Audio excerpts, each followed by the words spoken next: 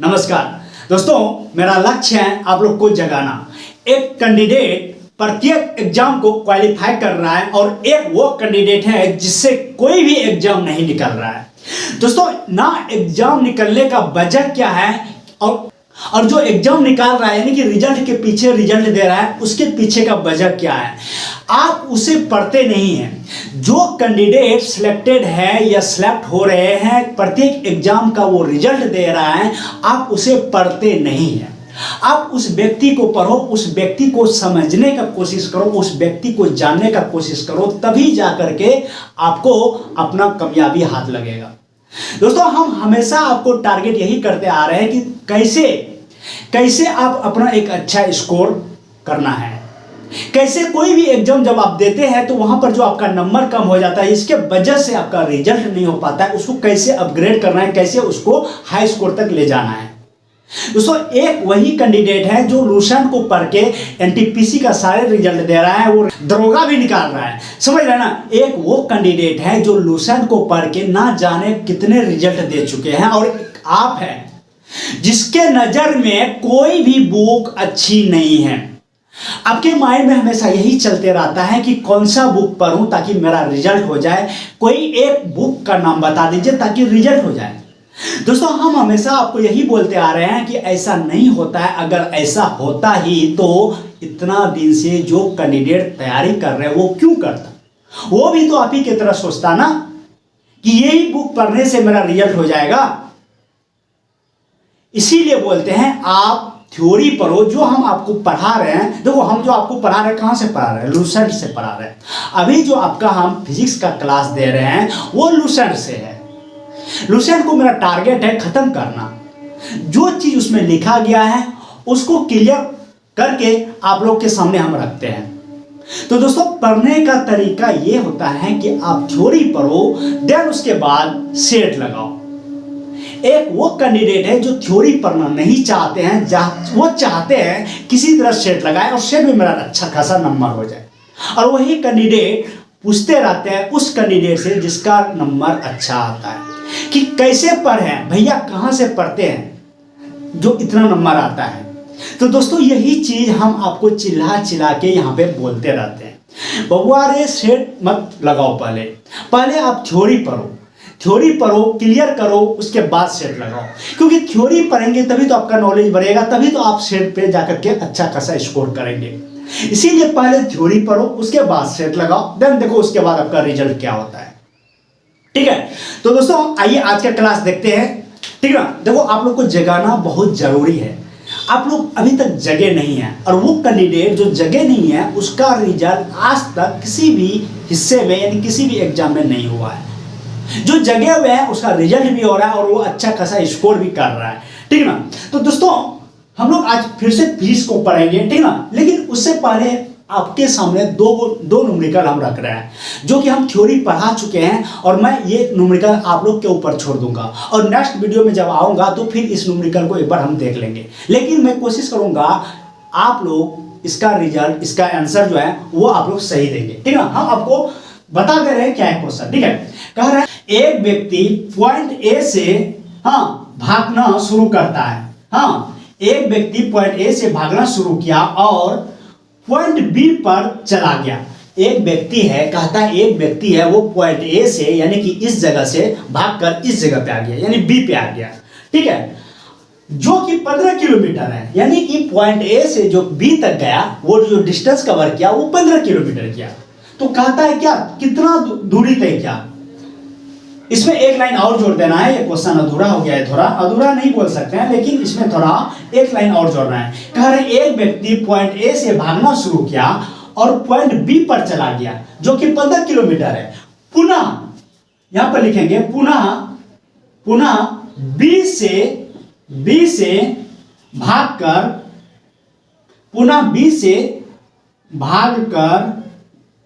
ए पर चला आया तो इसका दूरी क्या होगा, क्लियर समझना। एक व्यक्ति है जो पॉइंट ए से चलकर पॉइंट बी पर जाता है जो कि 15 किलोमीटर है, फिर बी से चलकर ए पर आ जाता है तो कहता है कि कितना दूरी तय किया या कितना दूरी कवर किया, यानी डिस्टेंस निकालना है। उसके बाद कहता है डिस्प्लेसमेंट, यानी कि विस्थापन क्या होगा, उस व्यक्ति का विस्थापन क्या होगा। तो 2 क्वेश्चन हो गया इससे, ठीक है। नेक्स्ट देखते हैं, एक व्यक्ति वृत्ताकार पथ पर जिसकी त्रिज्या 14 मीटर है का एक चक्कर पूरा करता है।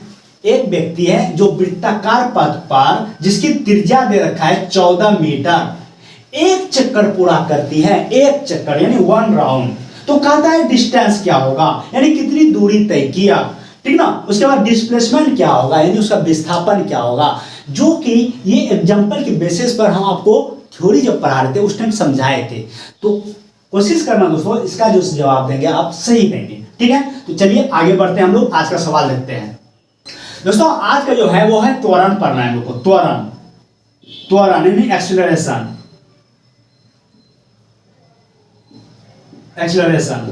त्वरण क्या कहता है, त्वरण क्या कहता है, जैसे आप बाइक लेकर के घर से चलते हैं, हाँ कहीं जाना होता है, कभी 5 किलोमीटर प्रति घंटा, कभी 10 किलोमीटर प्रति घंटा, कभी 5 से 6 हो जाता है, 6 से 7 हो जाता है, यानी कि जो आपका वेग में जो परिवर्तन हो रहा है उसी को तो हम त्वरण कहते हैं।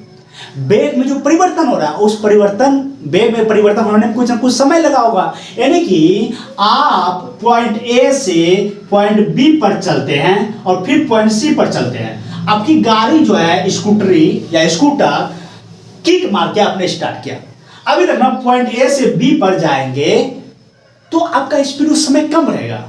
जब आप कोई गाड़ी स्टार्ट करके अब जब चलते हैं तो स्लो, ऐसे एकदम स्लो मोशन में चलते हैं, पर स्लो मोशन में धीरे धीरे स्पीड पकड़ता है ना, क्या करता है, धीरे धीरे रफ्तार पकड़ता है। तो हम कहेंगे भैया यहां पर जो आपकी स्पीड है वो है 2 किलोमीटर पर आवर, लेकिन अचानक से स्पीड बढ़ा के आप कर दिए 7 किलोमीटर पर आवर। हाँ क्या कर दिए, आपने गाड़ी स्टार्ट किया 2 किलोमीटर पर आवर उसमें दिखा रहा है, लेकिन अचानक से बढ़ा के आपने 7 कर दिया, यानी कि एक्सीलरेटर दे दिया, हो एकदम पहाड़ पे चढ़ा देना है। तो भैया इसमें यहां से यहां तक परिवर्तन, वेग में जो परिवर्तन हुआ उसमें भी समय लगा होगा। वही कहता है त्वरण, कहता है दोस्तों कि वेग में परिवर्तन के दर को, वेग में जो परिवर्तन होगा यानी कि फाइनल वेलोसिटी, लास्ट वेलोसिटी और इनिशियल वेलोसिटी का अंतर, कुछ ना कुछ समय लगा होगा, इसी को तो हम त्वरण कहते हैं। हाँ क्या कहते हैं, इसको त्वरण कहते हैं। वेग में परिवर्तन के दर को ही त्वरण कहते हैं। इसी को हम ऐसे भी लिख सकते हैं, हाँ dv बटा dt, हाँ dv बटा dt। अभी देखो पहले उसका वेग कितना था, 2 किलोमीटर पर आवर, हो गया कितना, 7 किलोमीटर पर आवर, यानी कि इसको u मानेंगे और इसको ये v मानेंगे, ये फाइनल वेलोसिटी, ये लास्ट इनिशियल वेलोसिटी है। अब देखो 2 किलोमीटर पर आवर जब था तो यहां से यहां तक जाने में इसको 5 सेकंड लग गया, ठीक है 5 सेकंड लग गया। जब इसका रफ्तार बढ़ गया तो इसका हो सकता है समय कम लगेगा। अगर हाँ बोलेंगे ये भी 5 किलोमीटर है और ये भी 5 किलोमीटर है, हाँ तो जाहिर है दोस्तों यहाँ 2 किलोमीटर पर आवर की स्पीड से जाएगा तो यहाँ पर समय ज्यादा लगेगा और यहाँ पर समय कम लगेगा, क्योंकि इसका जो स्पीड है, वेलोसिटी है वो ज्यादा है। तो कहने का मतलब दोस्तों, तो यहाँ अगर इसको 5 सेकंड कवर करने में लगता है, यहाँ से यहाँ तक जाने में 5 सेकंड लगता है, तो यहाँ से यहाँ तक जाने में कितना लगेगा, कम लगेगा। या आप निकाल सकते हैं, मीटर पर सेकंड निकल जाएगा। देखो स्पीड दिया है 7 किलोमीटर पर आवर, इसको मीटर पर सेकंड में बदलोगे ना, मीटर पर सेकंड में बदलने के लिए क्या करोगे, 5/18। हाँ v बराबर होता है दोस्तों, v बराबर होता है d by T, s by T. तो s कितना है, हाँ 4 निकाल रहे हो ना, 4 निकाल रहे हो ना, 4 बराबर होता है दूरी बटा समय, तो दूरी कितना है 5 है, समय कितना है दोस्तों 5 सेकंड। समय ही तो निकालना है हमको, हाँ समय ही तो निकालना है। समय को इधर रखते हैं, 4 कितना है 7 है, 7 तुम किसमें कन्वर्ट कर दिए 35/18, 18 ऊपर चला जाएगा, 5 7 35, यानी कि 18/7। ये जो लगेगा यहाँ पर समय लगेगा, उसी तरह आप इसका भी समय निकाल सकते हैं। हम ये समझाना चाह रहे हैं आपको कि यहाँ जो समय लगेगा वो ज्यादा लगेगा इसकी तुलना में, यहाँ पर कम लगेगा क्योंकि इसका स्पीड बढ़ गया। तो यही तो दोस्तों, यहाँ जो अगर एक एग्जांपल के तौर पर हम मान लेते हैं 4 सेकंड लगा और यहाँ पर इसको 2 सेकंड लगा, यही तो कह रहा है ना dv बटा dt। कहने का मतलब दोस्तों कि dv का मतलब हो गया v माइनस u बटा dt का मतलब हो गया dt का मतलब क्या होता है t2 माइनस t1। आप ये भी लिख सकते हैं, इसी को कहते हैं वेग में परिवर्तन की दर को, यानी कि जितने समय अंतराल में जो वेग में चेंजेज आएगा उसी को हम एक्सेलरेशन कहते हैं, ठीक है ना। अब देखो यहाँ पर इस पे जो सवाल पूछे जाते हैं, ठीक है ना, एक्सेलरेशन पे जो सवाल पूछे जाते हैं, एक्सेलरेशन का आप इसको ऐसा ही मात्रक भी निकाल सकते हैं, हमको ऐसा ही मात्रक भी निकाल सकते हैं, v minus you by T पर है ना, तो इसका ऐसा ही मात्रक क्या होगा, इसका क्या होता है, मीटर पर सेकंड होता है ना, और नीचे क्या है, सेकंड है, इस सेकंड को ऊपर जाएगा क्या हो जाएगा, मीटर पर सेकंड स्क्वायर, ये क्या हुआ एक्सेलरेशन का ऐसा यूनिट। अब इसी का हम निकाले थे एम का, मीटर को किसमें मापते हैं, एल में, और इसको समय को टी में -2 कर देंगे, ठीक ना, ये हो गया इसका डायमेंशन, ठीक है, ये सब हम लोग पढ़ चुके हैं, ठीक है। अब देखो दोस्तों यहाँ पर क्या है कि एक समान, ये क्लियर हो गया, ठीक है ना। अब एक समान त्वरित गति के लिए गैलीलियो का समीकरण, गैलीलियो साहब ने कुछ समीकरण दिए हैं जो कि एक समान त्वरित गति यानी कि समान इक्वल यूनिफॉर्म मोशन, हाँ, Galileo equation for uniform acceleration motion नहीं, सॉरी एक्सीलरेशन मोशन, हाँ, यानी कि एक समान त्वरित गति के साथ जब कोई वस्तु यानी ऑब्जेक्ट या व्यक्ति या कार एक जगह से दूसरे जगह पे जाएगा तो उसके लिए इक्वेशन क्या क्या होगा, ठीक है ना। तो उसके लिए क्या क्या इक्वेशन होगा, किसी भी ऑब्जेक्ट या कार या आप को जब एक समान त्वरित गति के साथ चलाएंगे, एक समान त्वरित गति क्या होता है पहले उसको हम लोग समझते हैं, ठीक है ना। एक समान त्वरित गति यानी कि यूनिफॉर्म एक्सीलरेशन मोशन, हाँ, यानी कि एक समान त्वरित गति, एक समान त्वरित गति, ये क्या होता है, ये कहता है दोस्तों कि चलो एक पॉइंट हम लेते हैं यहाँ पर ए, यहाँ पर लेते हैं बी, और यहाँ पर लेते हैं सी, यहाँ पर लेते हैं डी, यहां से यहां का जो स्पीड है वो है 10 मीटर पर सेकेंड, यहां से यहां का स्पीड जो है 20 मीटर पर सेकेंड, यहां से यहां का स्पीड जो है वो है 30 मीटर पर सेकेंड, ठीक ना, और यहां से यहां कवर करने में 5 सेकेंड, फिर ये 5 सेकेंड, फिर ये 5 सेकेंड, कहने का मतलब कि एक कार 5 सेकेंड में उसका जो स्पीड था पहले 10 मीटर पर सेकेंड, लेकिन फिर अगले 5 सेकेंड में स्पीड हो जाता है बढ़ के इक्वल, यानी कि समान रेट में बढ़ता है, यानी कि 10 था 10 से हो गया 20, फिर अगले 5 सेकंड में 20 से हो गया 30, फिर अगले 5 सेकंड में अगर हम दर्शाएंगे तो 30 से 40, यानी कि दोस्तों अगर किसी भी ऑब्जेक्ट का स्पीड समान रेशियो में बढ़ रहा है, जैसे हो गया 10 से 20 से 30 से 40, हाँ, तो इसको हम कहेंगे समान त्वरित गति, मतलब एक समान त्वरण के साथ वो आगे बढ़ रहा है। देखो कैसे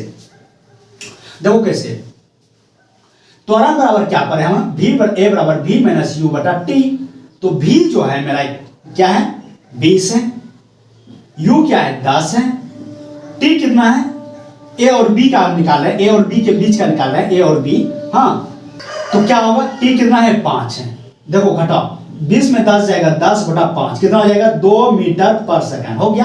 अभी देखो और देखते हैं हम लोग, और देखते हैं इसके और इसके बीच में चलते हैं, यानी कि ये जो 30 दिखाएं कहने मतलब ये पॉइंट पे है, सारे पॉइंट पे, हाँ, ओझराना नहीं तुम लोग। अब देखो कि ये जो है 30 और 20 यानी बी और सी, फिर 30 में से 20 घटा दो, फिर 5, 30 में से 20 जाएगा 10 बटा 5 यानी 2, फिर 40 में से 30 घटाओगे तो 10 बटा 5। कहने का मतलब दोस्तों जब किसी व्यक्ति या वस्तु या कार का गति समान रेशियो में बढ़ेगा तो हम उसको बोलते हैं एक समान त्वरण, एक समान त्वरित गति, यानी कि यूनिफॉर्म एक्सीलरेशन मोशन, इसी को कांस्टेंट मोशन भी, कांस्टेंट एक्सीलरेशन भी बोला जाता है, ठीक ना, समझ गए ना, ये हो गया।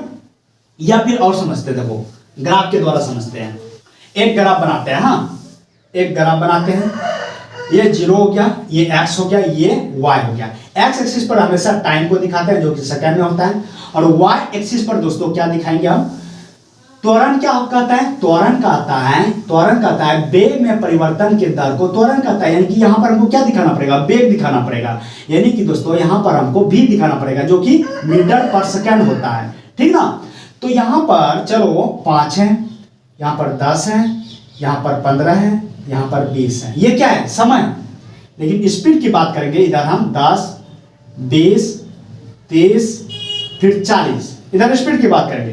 देखो एक कार है जो यहाँ है, यहां से ये जब ये आगे 5 सेकंड तक चलता है, हाँ 5 सेकंड में वो यहां पहुंच जाता है, 10 मीटर पर सेकंड की स्पीड से यहां पहुंचता है। फिर अगले 10 सेकंड में यहां पर पहुंच जाता है 20 मीटर पर सेकंड की स्पीड से। फिर अगले 15 सेकंड में वो 30 मीटर पर सेकंड की स्पीड से यहां पर पहुंच जाता है। फिर अगले सेकंड में 20 सेकंड में वो 40 मीटर पर सेकंड की स्पीड से यहां पर पहुंच जाता है। जब इसको आप मिला देंगे इस तरह का ग्राफ, इसको कहता है एक समान त्वरित गति, यूनिफॉर्म एक्सेलरेशन मोशन। हाँ, इसी को कहा जाता है यूनिफॉर्म एक्सेलरेशन मोशन। जब आप इसको मिला देंगे तो, ठीक ना, मिला देंगे तो ऐसे करके देखो यहाँ पे देखो इसी को कहा जाता है समान त्वरित गति। यहां पर भी आप निकाल सकते हो, देखो कैसे निकालना है। हाँ, ए बराबर क्या पर हम लोग v माइनस यू बटा टी, t2 माइनस t1। हाँ, ये ऊपर है ना, अभी एक्सेलरेशन बराबर होता है dv बटा dt। ये भी बताया अभी हम। वेग में परिवर्तन की दर, यानी जितने समय अंतराल में जो वेग में परिवर्तन होगा उसको हम एक्सेलरेशन कहते हैं। अब देखो v माइनस यू, अभी देखो v इसको मानते हैं, u इसको मानते हैं, यानी पहले वो 0 मीटर पर सेकंड था, अब हो गया वो 10। तो 10 क्या हो गया, v हो गया, u क्या हो गया 0, t2 t1 हो गया, ये t1 हो गया। ये नहीं, पहले उसका समय भी 0 था, स्पीड भी 0 था, इसकी वजह से समय भी 0। अब सब स्पीड हो गया 10, कितने सेकंड में, 5 सेकंड में। तो 5 हो गया, ये हो गया 0, घटा इसको, 10 में 0 हो जाएगा 10 बटा 5, यानी कि कितना आ जाएगा 2 मीटर पर सेकंड स्क्वायर। अब उसी तरह आगे भी हम निकालते हैं, इसको मिटा दें, बोलो हाँ मिटा दो। उसी तरह हम आगे भी निकालते हैं। देखो यहां अब इसका निकालेंगे हम, इस दोनों के बीच का निकालेंगे तो समय t1 ये हो जाएगा, t2 ये हो जाएगा। हाँ, इस दोनों के बीच का अगर स्पीड का बात करेंगे तो 20 और 10 हो रहा है, यानी v ये हो रहा है, u ये हो रहा है। तो 20 में से 10 t2 मेरा कितना है 10, t1 कितना है 5।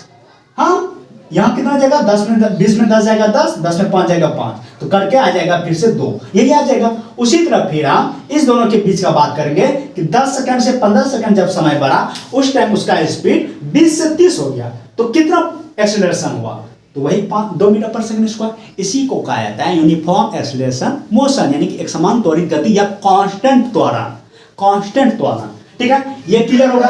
इसी पर दोस्तों अब को सवाल जो आता है, कहता है क्या एक वस्तु जो है एक समान त्वरण के साथ 5 मीटर पर सेकंड स्पीड के साथ वो आगे की ओर बढ़ रहा है, इसी को कैसे निकालना है, इसके लिए गैलीलियो साहब ने इक्वेशन दिया है। तो पहला इक्वेशन जो दिया है वो v बराबर u प्लस at, दूसरा इक्वेशन जो दिया है v स्क्वायर बराबर u स्क्वायर प्लस 2as, तीसरा इक्वेशन जो दिया है s बराबर ut plus half at square.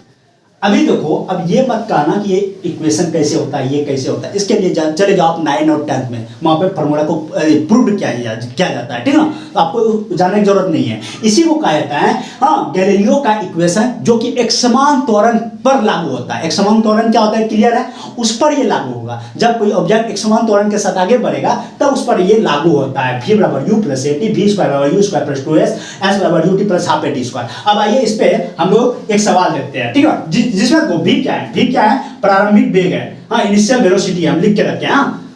त्वरण एक क्या है, त्वरण है, एक्सेलरेशन है। दूरी या विस्थापन s क्या है, दूरी या विस्थापन है। कोई ऑब्जेक्ट अगर 5 मीटर पर सेकंड की स्पीड से 5 सेकंड तक चलता है तो कुछ ना कुछ दूरी तक क्या होगा ना, यह बोल सकते हैं यहाँ था, यहाँ चला गया, विस्थापित हो गया। कितना विस्थापित हुआ, तो ये हो गया दूरी या विस्थापन। दूसरा हो गया समय, t हो गया समय, और v हो गया अंतिम वेलोसिटी, यानी कि लास्ट वेग जो उसका हुआ वो उसको हम v से दर्शाते हैं। ये क्लियर हो गया।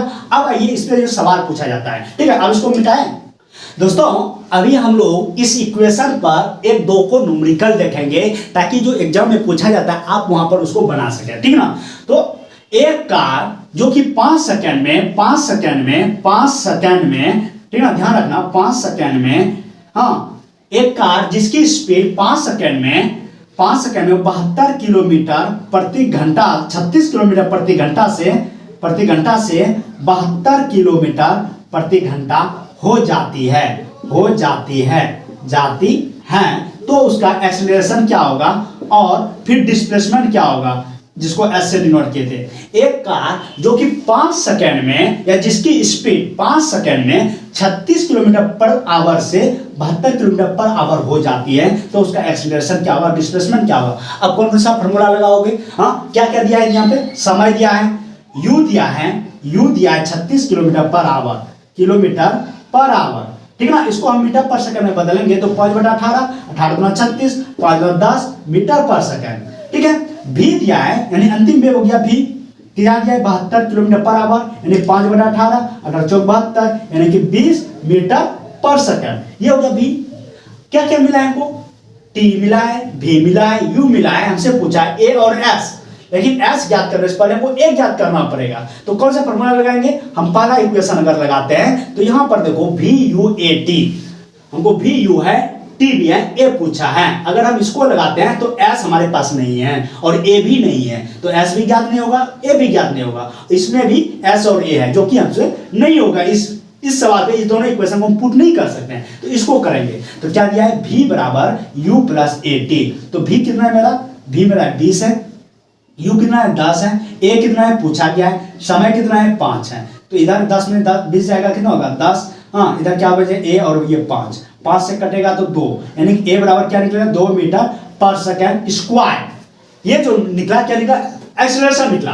अब अगर डिस्प्लेसमेंट पूछेगा तो डिस्प्लेसमेंट यानी कि जो s पूछा है तो हम इससे भी निकाल सकते हैं और इससे भी निकाल सकते हैं। देखो कैसे, s बराबर हम लगाते हैं v स्क्वायर बराबर u square, sorry v square बराबर लगाते हैं, v स्क्वायर बराबर लगाते हैं u स्क्वायर प्लस 2as। तो v स्क्वायर कितना दिया है दोस्तों? v कितना है? 20, 20 का स्क्वायर कितना? 400, u कितना है मेरा? 10, 10 का स्क्वायर 200 प्लस 2, a कितना निकला मेरा? 2 निकला। s हमसे पूछा है, 4 में 2 जाएगा 2, यानी 200 बराबर 2 दूना 4 इंटू एस, 4 से कटा 4 5 20, यानी 50। एस बराबर कितना निकला? 50 मीटर। ये क्या निकला? मीटर, डिस्प्लेसमेंट, विस्थापन मीटर। ये क्लियर। अब यही फॉर्मूला, यही इतना वैल्यू, यही वैल्यू आप इस इक्वेशन से भी निकाल सकते हैं। देखो इस इक्वेशन से कैसे निकलेगा, किधर निकाल देते हैं? इधर निकालते हैं, इसको मिटाते हैं, इसको मिटाते हैं, यहां से निकालते हैं। एस बराबर क्या है? U T plus half A T square, यही है ना। देखो u कितना मेरा था? u था प्रारंभिक वेग 10 था, t मेरा कितना था? 5 सेकंड था, 5 सेकंड प्लस हाफ a मेरा कितना निकला हुआ है? 2 निकला हुआ है, t स्क्वायर, t कितना मेरा? 5 है ना, तो 5 का स्क्वायर कितना हो गया? 25, 2 2 कैंसिल, कितना आएगा? 10 पचे 50, 50, हाँ 10 पचे 50 हो जाएगा और इधर हो जाएगा कितना आपका? 25। तो 50 25 कितना हो जाएगा? 75। कहां पर हम गलती करते हैं? 75 आ गया, 75 मीटर, लेकिन यहां पर मिला 50 मीटर। इसका मतलब कहीं कहीं कैलकुलेशन गलत कर रखे हैं। हाँ, यहां पर दोस्तों मेरा जो इनिशियल वेलोसिटी है वो कितना था? 10 था ना, वो 10 था, तो 10 का स्क्वायर करेंगे तो कितना आएगा? 100 आएगा, लेकिन हम लिख दिए थे 200। हाँ, तो ये 10 हो गया, 4 इधर जाएगा, कितना आ गया? 300 आ जाएगा, 300 आ जाएगा, घटाओ, देखो यहाँ आ जाएगा 75 मीटर, ठीक ना। तो दोस्तों इस तरह से आप इक्वेशन को डिस्प्लेसमेंट ज्ञात करने के लिए आप इसका भी यूज कर सकते हैं, इसका भी, लेकिन आपको ये ध्यान रखना पड़ेगा कि जैसे इसमें ए और टी है, ठीक है। अगर आपको टी नहीं दिया है, सिर्फ ए और बी और यू दे दिया है, तो आप इससे इक्वेशन को, इस इक्वेशन से आप डिस्प्लेसमेंट निकाल सकते हैं, ठीक है।